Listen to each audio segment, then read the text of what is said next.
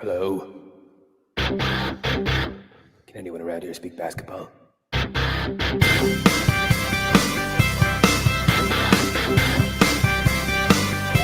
it is. It's the Confederacy of Dunks Basketball Podcast.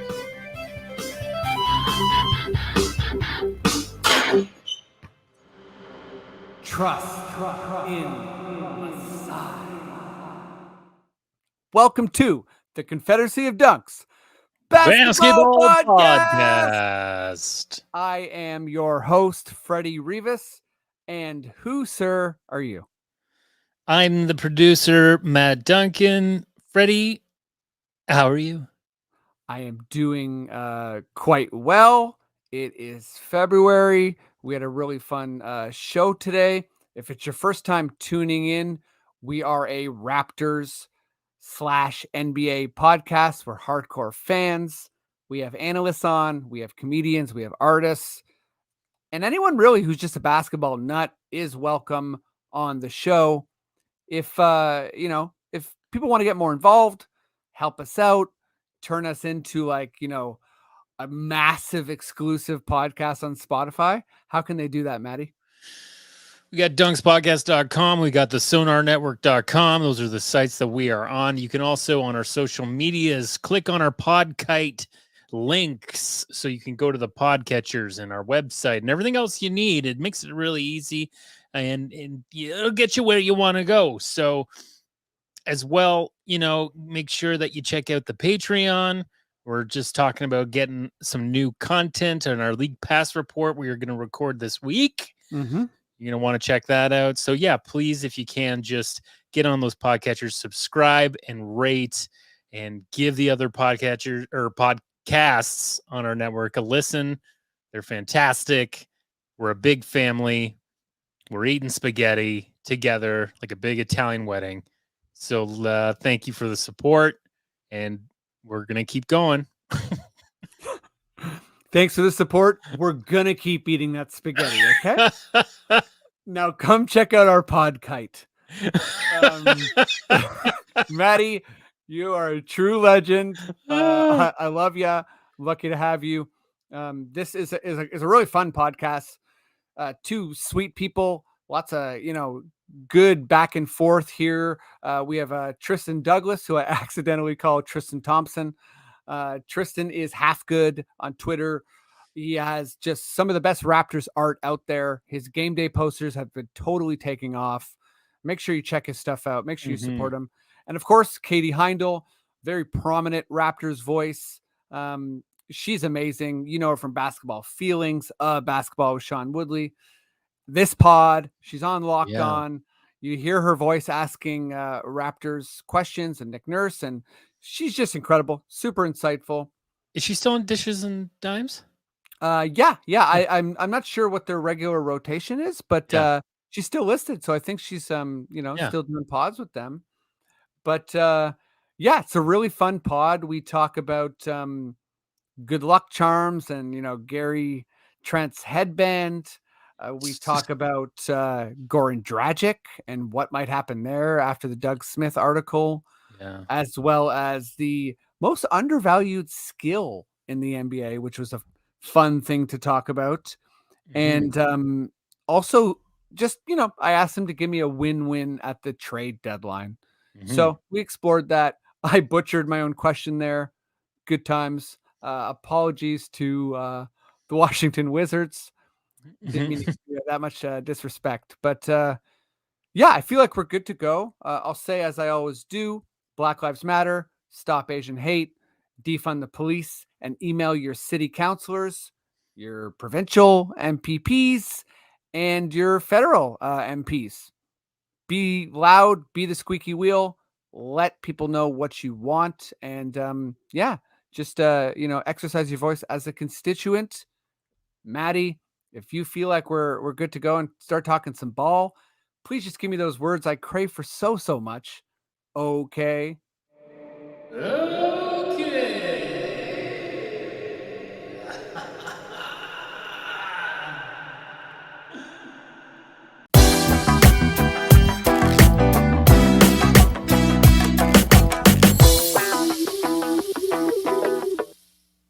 Okay, let's get rolling here on this episode. We got two amazing guests. I am very, very excited. Both returning guests. Let's bring on guest number one. We went to Humber College together for comedy. We're both still doing comedy in different forms. He's an incredible artist, an amazing person. If you're on Twitter, you probably know his, and you're a Raptor fan, you probably know his drawings. He does a Raptors game day poster every day.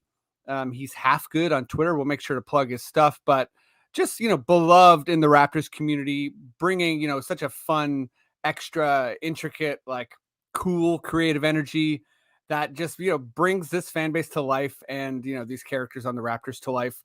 I'm very excited to have him back. Please give it up as loud as you can, even if you're at home alone, for Tristan Thompson. I realized I called you Tristan Thompson, and we get confused all the time. People who are watching the video, they know this is Tristan Thompson. Hanging with the Kardashians. Yeah, that's Tristan Thompson, ladies and just gentlemen. illustrating and hanging out with the K's. Did you know one of the Kardashian partners just loves to draw all the time? Yeah. You don't see it on the TV show. It's not good television. It's not good TV. It's really pretty detailed stuff. So yeah, it's not a lot of entertainment there. What's up? I messed up your name, but how you doing? Thanks for joining. I'm doing great. I also love that anytime I'm on here, we go back to the Humber College days because I think about those times. That's like gotta be close to 15 years ago now. It's a long time ago. I feel like, there's a couple people I have on this pod from my high school, so I got to reach all the way back. Yeah, I get you. Not doing comedy anymore. I think almost immediately after Humber, it fell off for me. That is very okay. You made the right decision. I think so. Yeah. Like, not because you're not funny, only because there's no money allowed for comedians. I was also not funny then as well. I think you are funny, so take that. All right, let's bring on guest number two. She's incredible. If you're a big Raptors fan or even a little Raptors fan, you know her. She's been on this pod a bunch. She's on Locked On with Sean Woodley a bunch. She also does basketball with Sean. She's been on like Up Rocks, written for SI, just done like, so many good pieces, and always has incredible insight. Basketball Feelings, you should subscribe to. I'll make sure she plugs everything, but give it up as loud as you can, even if you're at home alone, for Katie Heindl.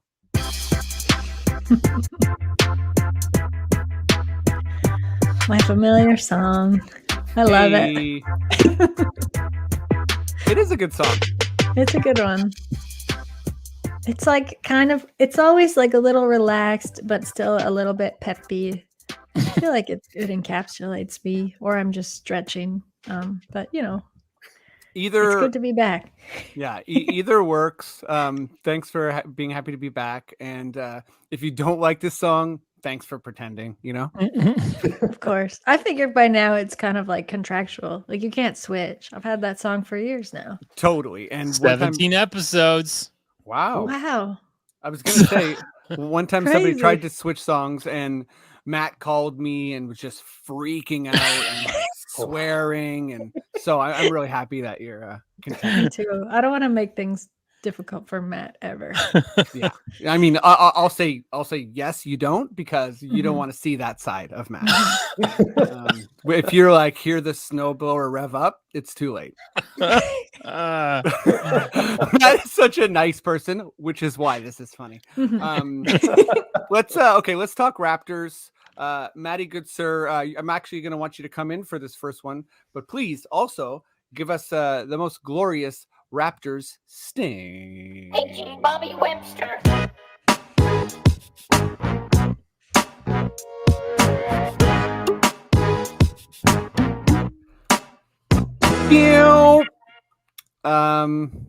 Okay, let's go to you first, Katie. And this is like a little bit silly, but also mostly to just like give a nod to all the Raptors starters right now. The five is like really clicking. OG doesn't have like a particular streak going, but Freddie is like 17 games in a row with 3 or more threes. Pascal is putting up like LeBron style numbers. Gary is just like 30 points a game now. But that got me thinking, like, I'm pretty sure Gary started hitting 30 points when he put the headband on. And I forget who it was, but someone in the postgame asked him, if it was like a good luck charm. And he sort of just like an athlete does, was like, yeah, I put in the work. So like, I don't really care about luck sort of thing. But it's fun to think about that. So I kind of wanted to think the other 4 guys, if they have good luck charms, what are they and why? Not one for each. So I just want you to pick one. Tell me what their good luck charm is. Okay. Also I have to say, yeah, you're not gonna get as much as like I'm always trying to figure out the thing that will crack Gary in like the post game or availability. He's the most just like even keel in all his responses. I've never seen him even. His voice doesn't even change. No, volume. he's very like it seems like he conducts his own orbit somehow. Yeah, I think so. And if it wasn't the headband for Gary, I would say it's his very tight, almost skimpy, like warm up gymnast style clothes that he wears. Of all the Raptors, he's got like. Sometimes I sent a pic to a friend once, and they were like, "Is he just wearing underwear?" And like almost like a singlet. He just likes to be loose, and I respect it.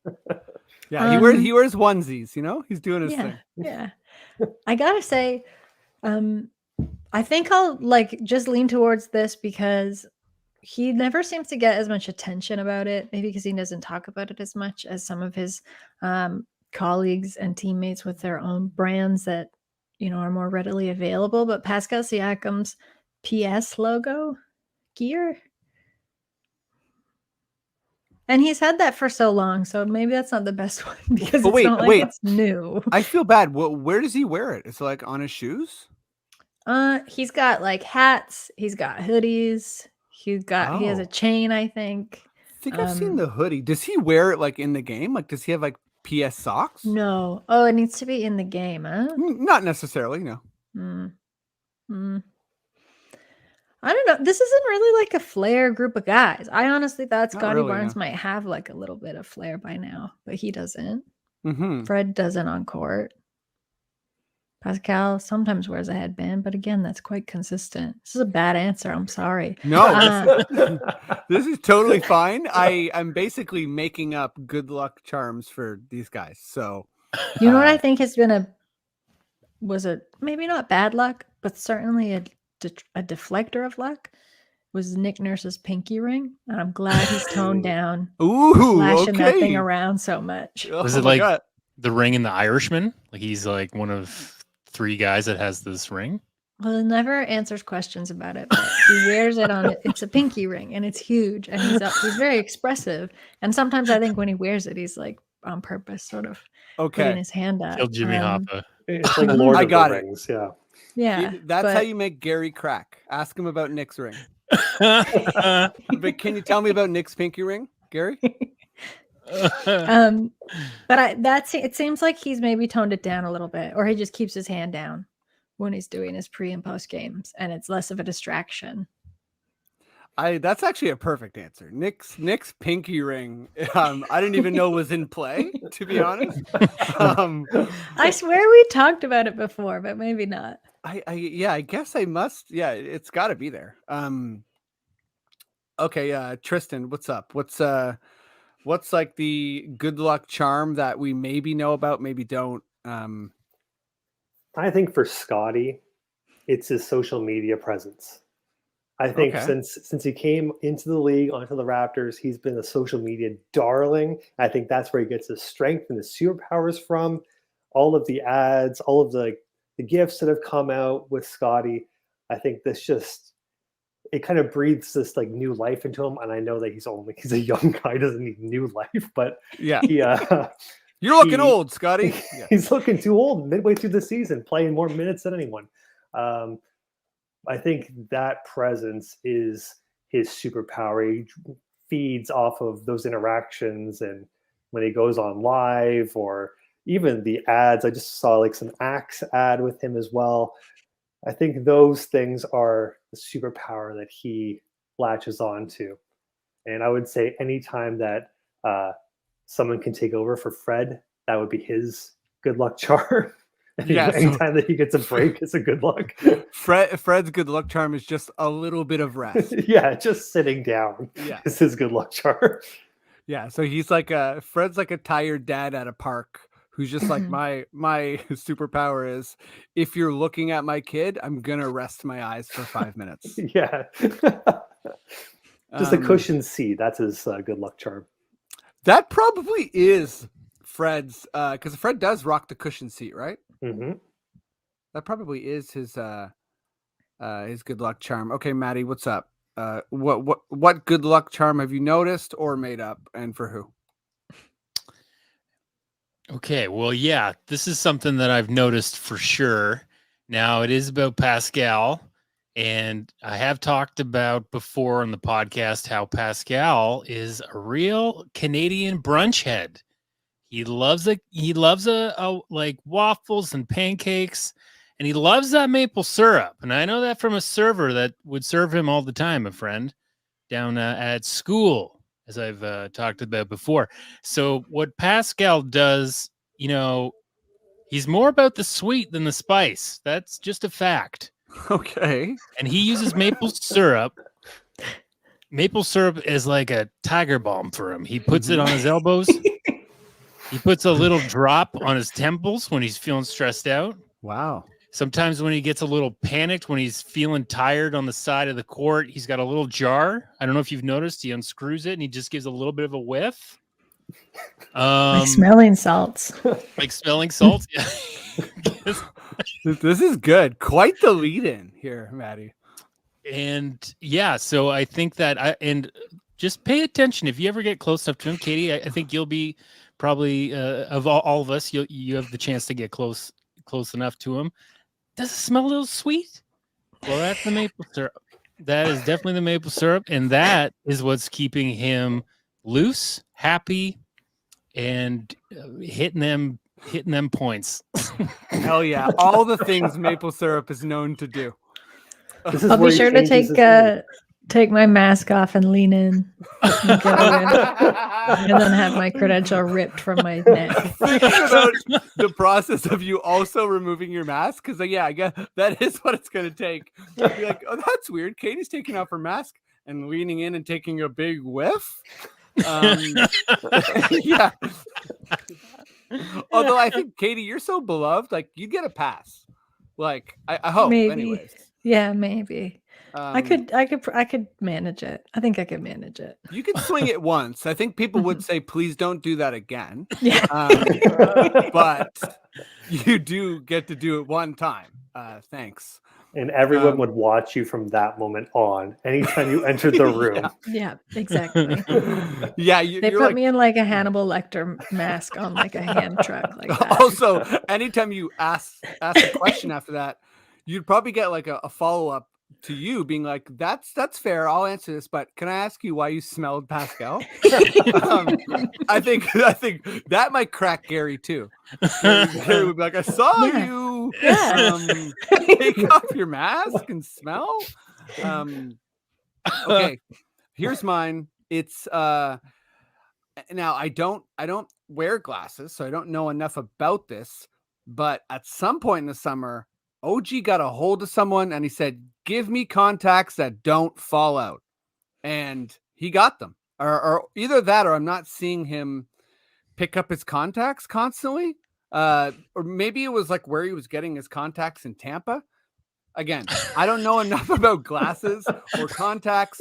I just know that OG has his secret weapon, which is just workable contacts. So that's my... That's my OG good luck charm. I like the idea that he's gone from a contact brand that was prone to fall out. Real slippery suckers. Yeah. Honestly, I can't make this up. Like, I'm telling you. I mean, I don't know how many games the contacts fell out last year, but I say it's got to be like 10. Yeah. maybe not that. I remember. times. Yeah, no, he was losing his contacts. At one point, it felt like it was happening like once a quarter. Is it the heat down there? Like your eyes sweat? Maybe. Yeah, Maybe, it's maybe real it's like slippery. a Busch Gardens thing. Like he was going to Busch Gardens too much. How would you even like? How did he find them? One, how did he find them on like a shiny basketball court? And then two, why would you want to put them back in after? 100%. Lots of questions. not a lot of answers. Yeah, and anyways, it's a problem that's been solved. So that's good stuff. Let's go to you now, Tristan. And I just want to kind of talk about, I don't know if you saw the Doug Smith Star article. I didn't think that there was like a wild amount of like new information. Sort of said that there's a lot of people interested in Dragic and the Raptors feel like they can move him. I thought, one of the most interesting points was that they think of Gary as a core member, which makes sense to me. And also that they think there's an opportunity here to bring back some, money via a trade, AKA someone who's like signed on for longer than this year. So maybe there's someone who they feel like will be a good part of the bench, or again, I'm not exactly sure, but Doug Smith seemed to be pretty confident, or his sources anyways, that the Raptors would be able to move Dragic. So my question is, what can Masai and Bobby get in a deal here? Like what's the best version of what you think's realistic? I mean, it's interesting with Goran because with how many teams apparently have interest in him, there's a lot of different avenues in which they can go. Yeah. There is the talk of, us trying to shoot for getting Jakob Poeltl back on the team, or some solid bench pieces as well. And truthfully, I think as long as it's something that can help our bench, I think that in the last, couple of weeks, you've really seen that starting lineup. They've been very productive, but they've struggled with how many minutes they're playing, and it's just not sustainable for the rest of this year, and if it's going to be the case next year as well. So I think if you're able to flip Dragic, and I'm okay with tossing in a pick or a Malachi Flynn to get one or two bench rope pieces back, like Bogdanovich from Atlanta. If he wants to come over here, I think there's some use for a player like that. Rashawn Holmes would be, if they can make a swing that large. That'd be lovely. I would love something that, really kind of went for it. I think Bobby and Masai are in a very interesting place because we do have assets. And if a lot of people want Dragic, you can maybe up the value of this one player with a pick attached, and a Malachi, even a Chris Boucher, for instance, would help out some other teams as well. I really don't think there's a bad move they could make with Dragic. So I'm very, very open to sending him to Cleveland or Atlanta, Sacramento, honestly, anywhere, even Dallas, and getting some pieces back from them. But honestly, I think this is almost like a win-win scenario for us. In the very worst case scenario, he gets bought out, and that's all it is. We're still in a good spot for next year.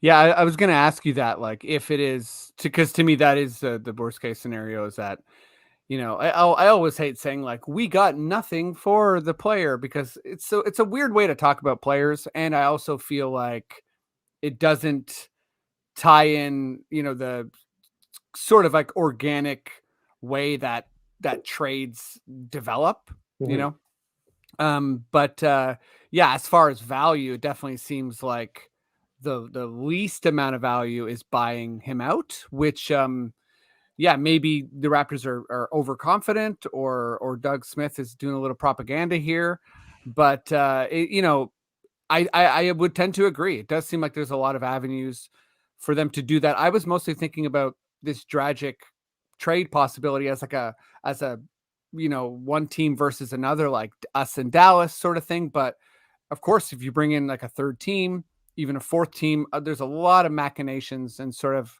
I think different teams can kind of, get what they want in what might end up being like a convoluted way, but that's sort of how it works sometimes. This is the first time in my life that I've ever opened up the ESPN trade analyzer trying to craft my own trades. Oh, nice.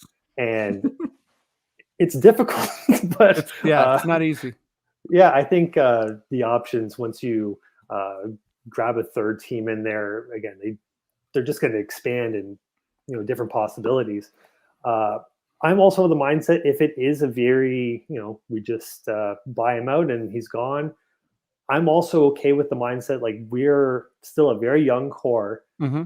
Play those bench guys a little bit more, develop them, see if they can be productive as part of this team.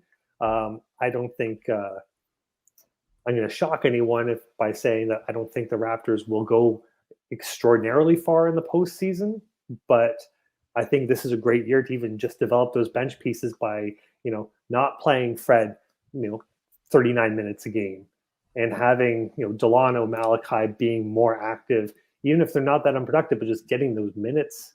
I'm okay with even that as the trade-off if we don't get our ideal pieces back for Dragic. Yeah, I'll just to jump in and agree with you, because I do feel like we're developing so many people at the same time that if that's the case and there's not a veteran that comes in and takes some minutes, that's also fine long term.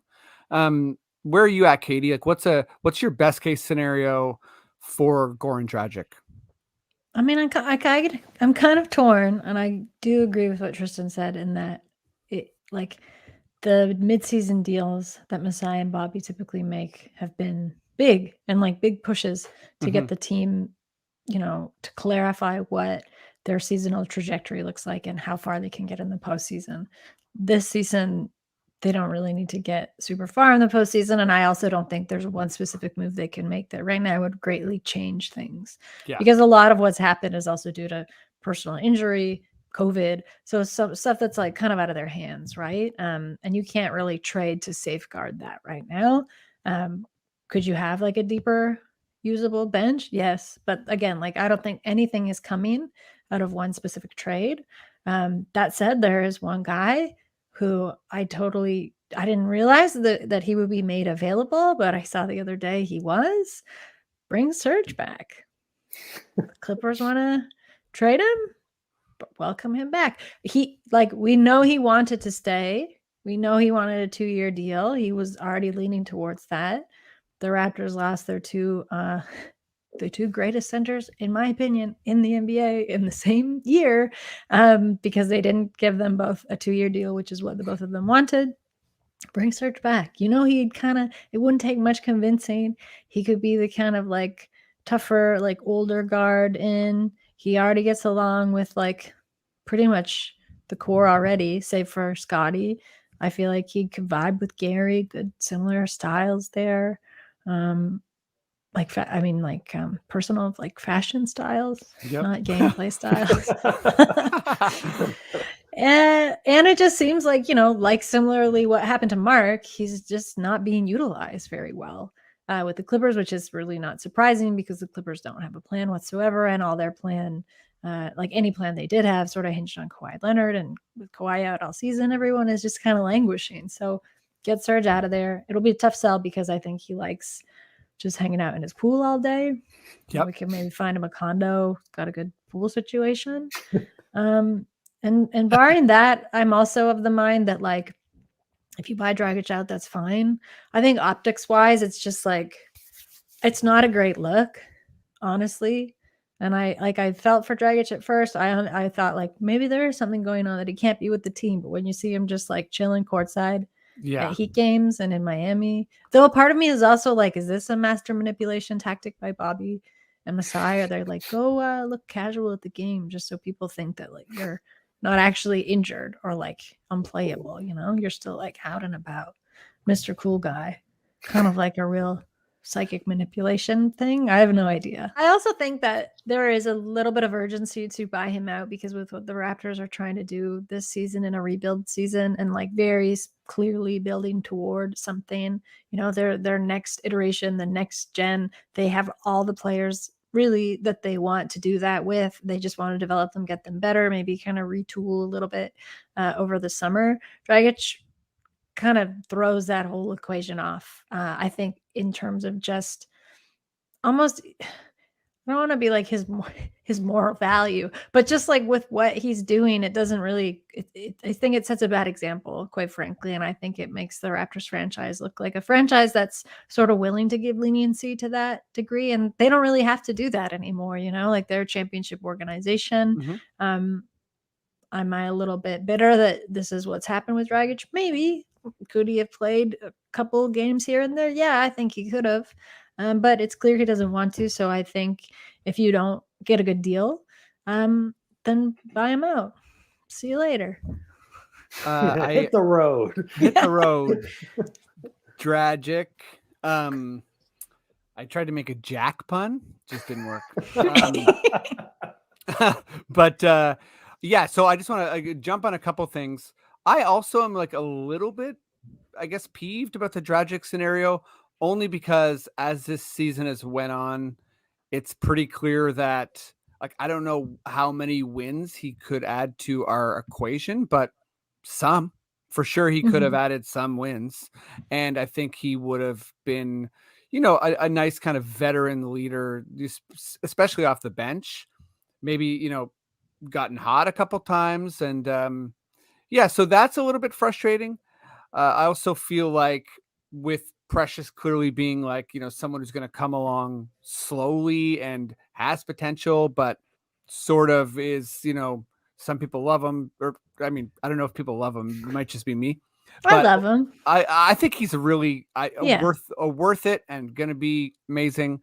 However, I do have to admit he has a lot of struggles, and I think he'll work it out. But overall, it's hard. It's going to be hard for people not to go back to the Lowry trade and thinking about value, not necessarily thinking about what was available during the deadline. Like for me, if you're having that conversation, it should be through the lens of like, I want Tyrese Maxey.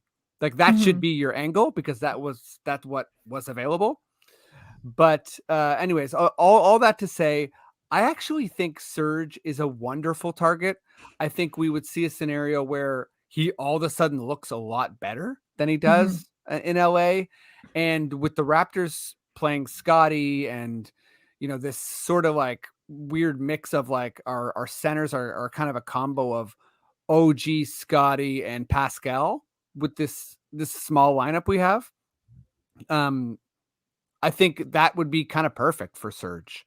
So he'd come in and do like 12 minutes and like hit a bunch of like free throw shots and open threes. And sorry, I feel like I cut you off, Katie. No, I was just going to say like, I think so too. And I think like, not to say he didn't work well with Kyle Lowry, but I think the tandem was always like Lowry and Gasol, Gasol for Lowry as an outlet guy. And then I think Fred and Serge were always like a very like beautiful kind of like balancing duo as well. So I think now that Fred's in that position of leadership, and I really like the fact that like Fred seemed like the only guy on the team that could like get on Serge and like get through to him and like call him out, for like being a diva, being kind of hot-headed, just like messing up when he did, right? And now he could just like fit into that pretty well, because I think what they would need from someone like Serge isn't really that. It's almost not even as much as they needed from Serge in like the championship season or the season after that. He could take a little bit of a backseat. He was already kind of exploring what he could do, from like 3-point, like in terms of his 3-point shooting, like that was going up.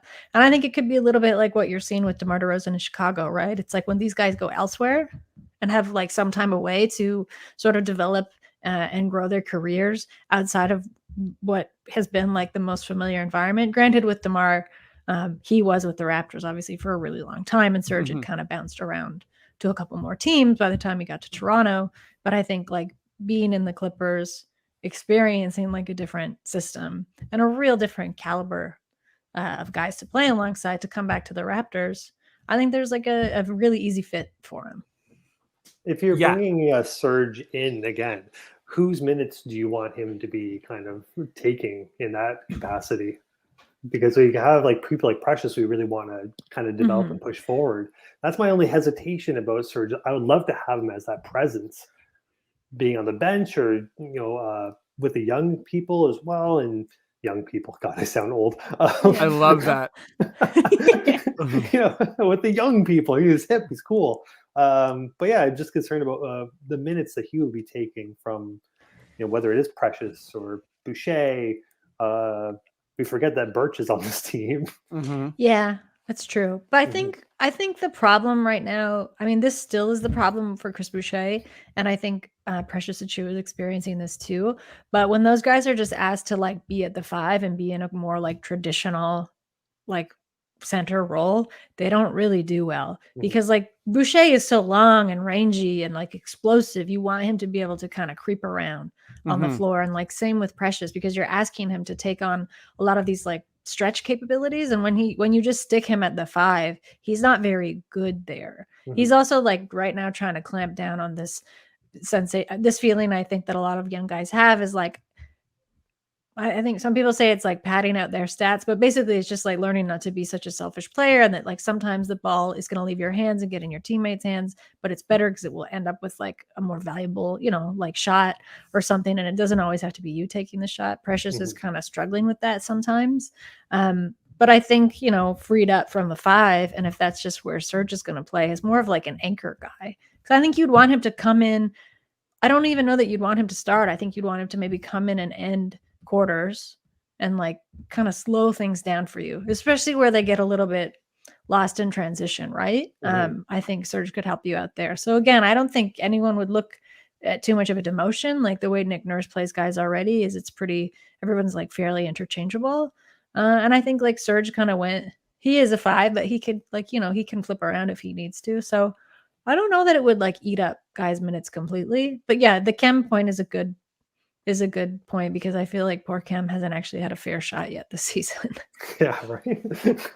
Yeah, and I'll just add, I think what could potentially help this bench and this team overall is like a little bit more competition in that regard, and like you'd have a guy for Nurse that could run a lot of what he wants to run, and then also perhaps teach a guy like Precious, like some of the tricks, like, hey, when you're in the middle and there's a zone, what you do is you get the ball and you look for the first person out of the zone, sort of thing. And it's fine. You might not get the ball back, but it's a good point you make too, with Precious kind of being a little bit nervous, Katie, because like I see that in Svi, right? Svi comes in and he's like, I have to hit a shot, and you just feel the pressure, and it's like, this guy, when he's practicing, he probably doesn't miss a 3, but he gets out there and it's just like, you can just see it's very intense. And, conversely, you see what happens when someone knows that their minutes aren't being messed with. Like with a guy like Gary, he's like, finally, my minutes are secure. Awesome. I'm never going to miss another shot. And there's definitely a thing there where people are looking over their shoulder, and a guy like Serge is such a vet that it doesn't have that same sort of attitude where he's trying to develop skill and he knows what he can do. He knows how he can help a team, and all those things just like bleeding into the whole team. I love. I also, when I think when I brought this up on the pod, I suggested him and Morris. I just very quickly looked at the contracts. Does not work. Morris is getting paid 17 mil next year, so not quite the fit there. But let's talk some NBA. Maddie, I know you're there. Why don't you give me your loudest, weirdest Adam Silver foghorn sounding sting? This is Adam Silver.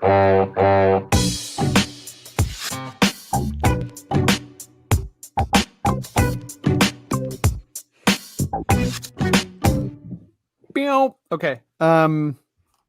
Here we go. Katie, let's start with you. Just pulling this up here. Yeah. Give me I should have said non-Raptors, but if it is for the Raptors, that's okay. But give me a win-win deal at the deadline. This actually, this goes like against everything that I just said in the previous segment. But I feel like if you freed Lonnie Walker from the more mechanical Spurs system and dropped him into the Raptors, kind of rangy gunner teamwork system, he'd have a much better time. I don't know who you. I don't know who you. I guess you could give a. I guess this part I hate the most. Maybe you send Malachi Flynn to San Antonio, and Goran. Yeah, I think that's all you need to do. Maybe you could just even do a 1-for-1 and maybe like Malachi and a pick. I love that. Yeah. Yeah. I mean, I definitely think that, we as Raptors fans are like, oh, let's get rid of Malachi. And, if he went somewhere else and was given like a proper, like extended chance, like if he became more of a guy in the NBA, I wouldn't be that surprised. Like he won Defensive Player of the Year in his college. I forget what division or whatever. So, but he has a good defensive system, the San Antonio Spurs. Hey, and I think like a guy like Lonnie Walker too, like the Spurs system is rigid. And I think sometimes when you see someone come out of that system, there's just this like freedom. I feel like we're seeing that with DeMar. And to your point earlier about, people having roles, I think it's not talked about enough this year, but, obviously DeMar gets a lot of love, but Vucevic, I think, is someone who had so much responsibility for such a long time and is just enjoying being like the second or third best guy on a team and really playing excellent basketball. Tristan, who's your, what's like a win-win scenario? I mean, I love that trade, bringing Lonnie Walker. And if we can like bring Pirtle back as well, oh man, that would be a dream scenario. I also love Pirtle. Yeah, like just bring both those guys back. Honestly, though, I think I know it probably won't happen this trade deadline. If it does, it would probably shock everyone. Any Ben Simmons deal, I think, is a win-win for all of us at this time. I think that's the best case scenario. He can move on. We can move on. The Sixers, everyone. It won't happen, but that would be, I think, the biggest win-win of this trade deadline. I also wrote in my notes when I was thinking about this question. I said, any deal the Lakers make with THT and Kendrick Nunn. I think that would be a win-win because it's just going to be for someone ancient as well, and they'll eat up all of their assets in this one move. And I think that would be win-win for all of us as well. I'm thinking the Lakers are going all in for Haslam. Whoa. Yeah, just sending them both away and bringing Marcus Saul back again or something.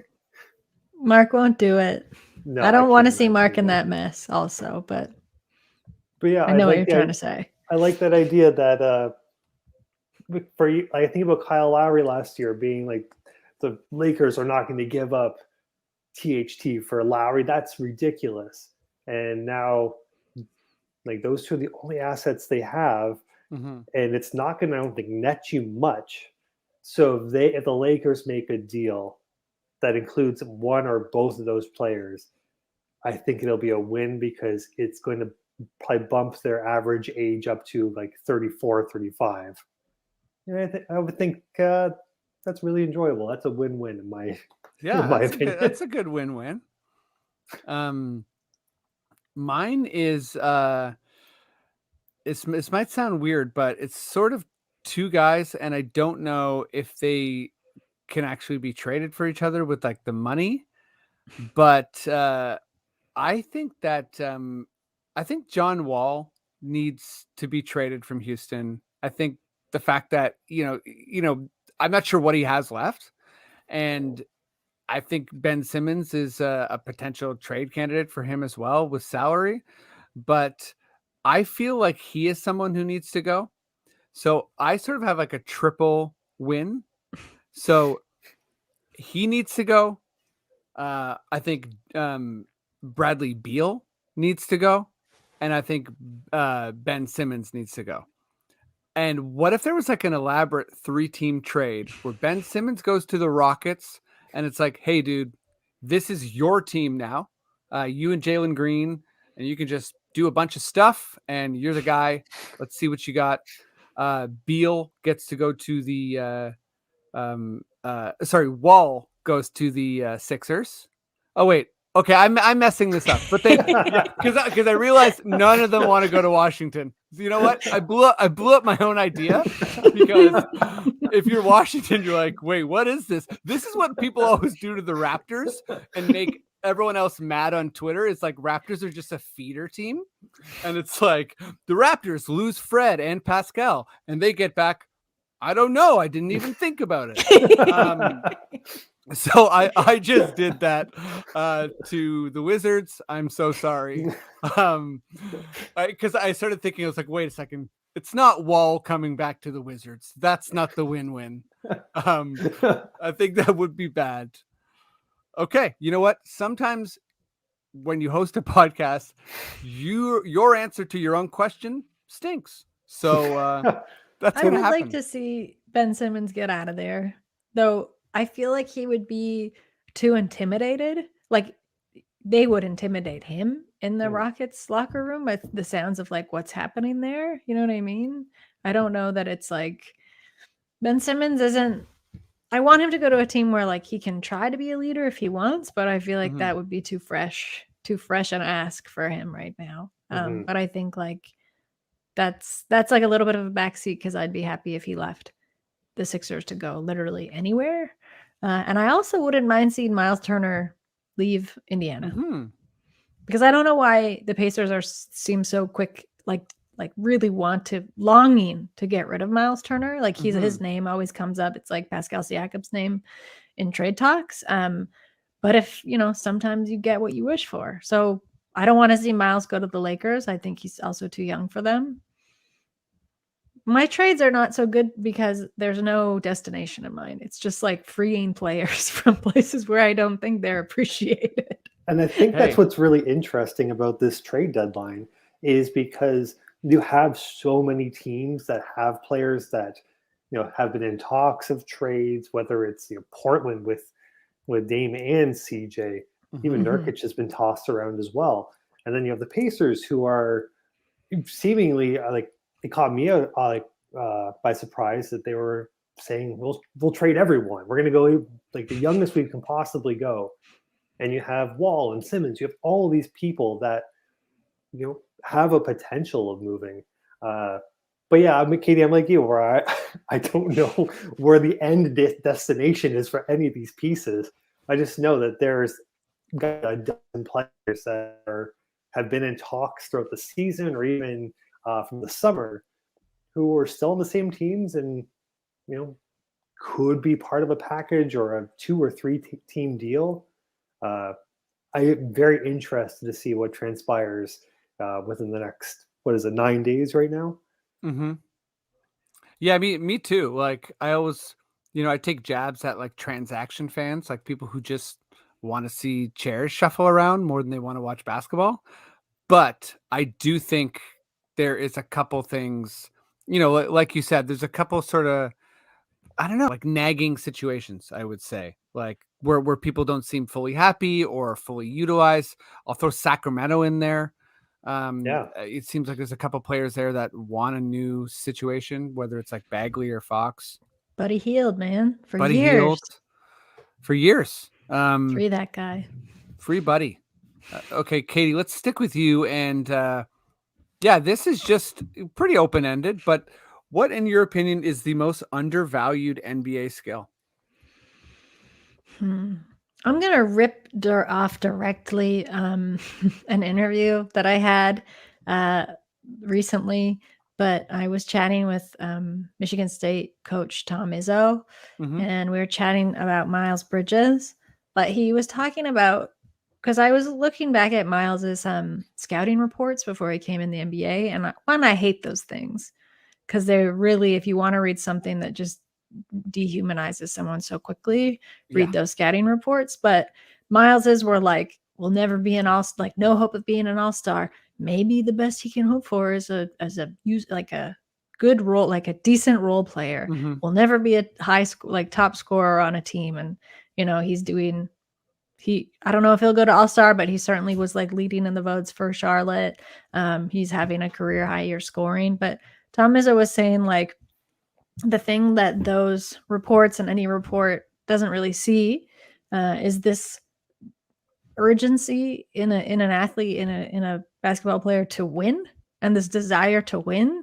And he was like, I know it gets said, in press conferences, and like 90% of people say it, but to actually like be a good winner. And he also brought up Draymond Green, which is another one of his alumni, but of just like do what you have to do to sacrifice to win. And like this goes back to what we were saying earlier, but Precious too, right? It's like, does that mean the ball doesn't always end up in your hands? Yeah, maybe. But to be able to recognize like what your team needs to get the win. Kyle Lowry obviously had that just like in spades and so naturally. And I think it really trickled down into the entire team from him. And I think he drilled that really like into Fred VanVleet, Pascal Siakam, OG Anunoby. Like those guys have it almost in their basketball DNA as players. But it's a rare thing. It is a really rare thing, especially when you look around the league at like, whether you look at like superstar teams, that have been together a long time or like are kind of just being put together. There's still this idea that like, shoot or shoot goes against that saying, because like, yeah, I guess shoot or shoot, but is that the thing that your team needs? And then does that actually translate to a win? So the way I took that was not just like this like bloodthirsty desire to win at all costs, but to actually be unselfish, to like take a wide lens look at the game and be a more cerebral player. And I think all of that kind of goes into winning, at least from my perspective. And I don't know, I came to really agree with him because of, I think, everything that it encapsulates, Yeah. Well said. Like so well said. We I think we had mentioned, or off the top, I had mentioned you do Locked On a lot, and shout out to Sean Woodley. He interviewed the I forget the guy's name, but it was the head coach of the Florida Seminoles. Sort of like a primer on Scotty. And one thing that guy kept saying was just like Scotty's just like a magnetic personality. He's lovable. He has like a type of enthusiasm that's like difficult to quantify, but I think as Raptors fans, we can see, well, looks like it's sort of quantifiable. Like it's pretty awesome to have someone on the court with that much enthusiasm and just life. And not everyone has that. And it's, I guess, difficult to measure, but it's a quantifiable thing. And yeah, the winning DNA, it's amazing that the Raptors seem to be able to spot that out and cultivate it. However, it is so rare. And I think you have a lot of like all-star type guys in this league that can absolutely fill it up and just get wild stats. But it's a different thing to be able to kind of like recognize like what exactly it is that's going to make you win games. Great point. Tristan, what's your what's like, most, I guess, undervalued NBA skill? It's kind of piggybacking off of that kind of enthusiasm, because I think, in my opinion, the most undervalued skill is like bench preparedness, I guess you could call it. Where, I only think about it because of the last week or 2 weeks where the Raptors bench has been like underutilized, but having that mindset, that kind of mental will, where you're always ready to be on the floor or called up, or it can even be as simple as the celebrations that come from the bench to kind of hype up the guys that are on the floor. I think that that skill of always being prepared, keeping your practice up when you're not getting extended run in a game, that mental toughness for just having to sit there basically, and if you're not getting played in 1, 2, 3 games in a row, keeping yourself motivated to add to your team when you're called upon. I think that's a skill that's very undervalued, but is extraordinarily important. And it even goes back to like our bench mob days. when we had 5 guys rolling out onto the floor that were fun to watch, who are our starting 5 essentially now. But we're always prepared to go out there and take any team to task. And I think that's something that the more you kind of see, even clips of teams celebrating like a dunk or a 3-pointer and they're all falling over, that kind of energy that they're bringing, I think that's something you don't quantify in the least bit. There's no stats on that, but I think that's an undervalued skill set that a player can bring to a team. Again, why we want Serge back, essentially. Yeah. It is to have that energy and that kind of mentorship on the bench.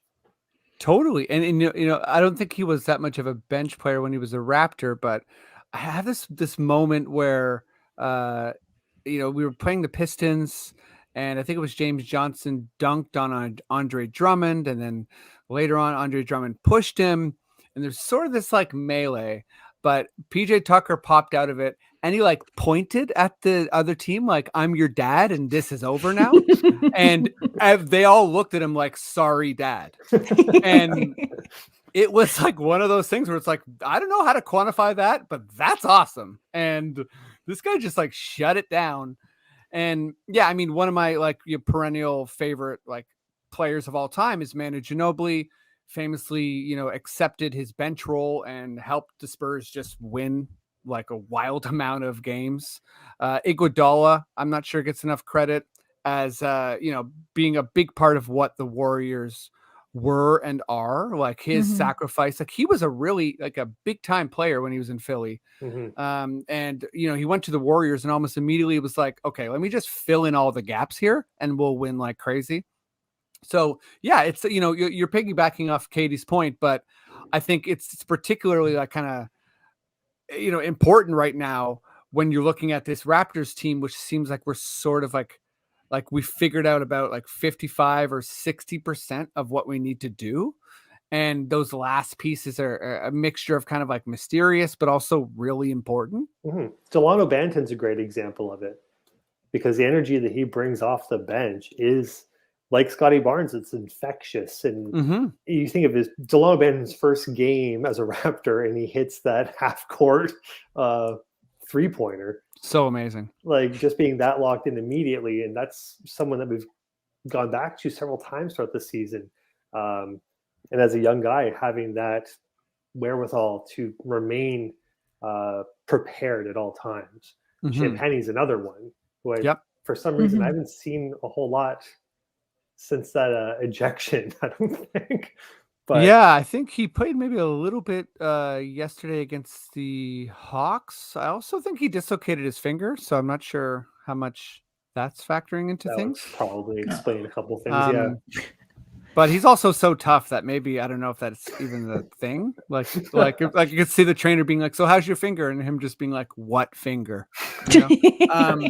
Does that magic trick where it disappears? Yeah, he does the classic like finger magic trick. My answer is sort of, I think less cool than yours, but I'm just going to say it anyways. It's dribbling. I feel like anytime someone really works on their dribbles, whether they're like a big guy like Birch and Precious, or like a small guy like, you know, Fred or CP3, it just really is like it unlocks so much for them. Like, you know, as a Raptors fan, it's always interesting to me that a guy like Scotty or Pascal, they can grab a rebound and just run the ball up the court, but someone like OG can't really to that degree. Like he can get it across half, but he's not like almost like Scotty will run and he'll be like skipping, like he'll have this energy of like he's Magic Johnson. And, you know, like whether it's a LeBron or Ben Simmons or Giannis, like I think dribbling just unlocks more for you as a player. Like Giannis and AD are two guys I always look at as like, you know, I feel like Giannis is just capable of so much more because he can dribble better. So anyways, yeah, dribbling was my main skill. I also feel like it was a big part of the Steph Curry like 3-pointer revolution was him just improving his dribbles. Yeah, so my answer's dribbling. It's a good answer. It's a good skill. Yeah, it's a good skill, right? Okay, that's it. We made it to the end of the pod. Thanks everyone who's been listening. We just had our biggest month ever, so huge thank you to everyone. Like whatever you're doing, sharing it and spreading the word. We appreciate it. Subscribing, all that good stuff. But Tristan, let's go to you first. You're working on all sorts of cool stuff right now. I'm not sure what you can tell us about, but yeah, what's going on? Where can people find you? Well, you can find me on Twitter and Instagram at halfgood_. Currently just past the halfway point of all the game day posters I'm doing. So I think today was number 49. So yeah, every Raptors game I'll be posting a new, different game day poster. So this week's busy then. Yeah. Oh man, there are some weeks where I have to look at myself and just think, why did I do this? But yeah, I think there's after tonight 2 more this week, which gets really interesting when they say face the Bulls 2 days in 7 or 2 games in 7. Yeah. I think the Heat is a different one that was today. So yeah, you can find me doing that.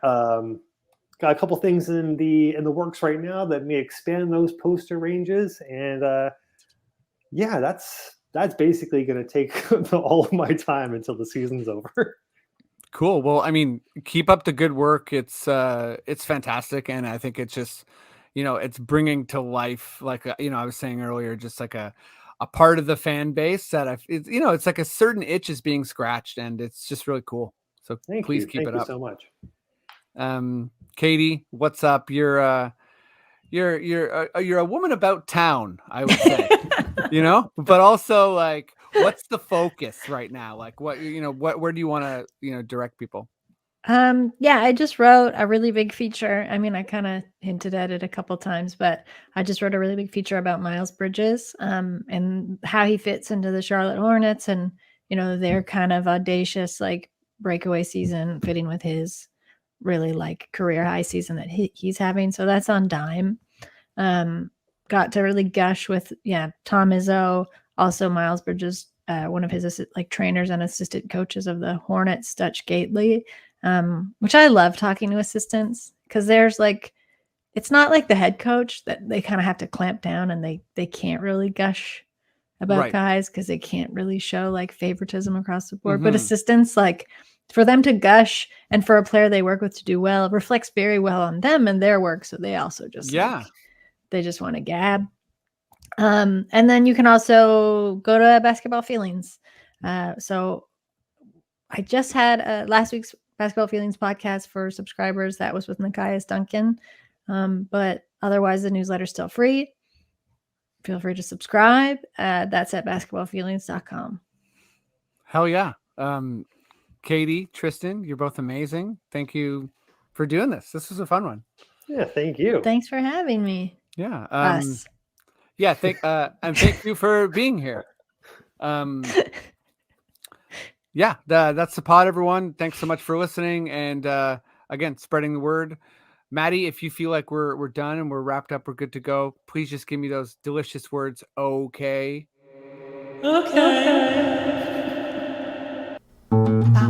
This podcast has been brought to you by the Sonar Network.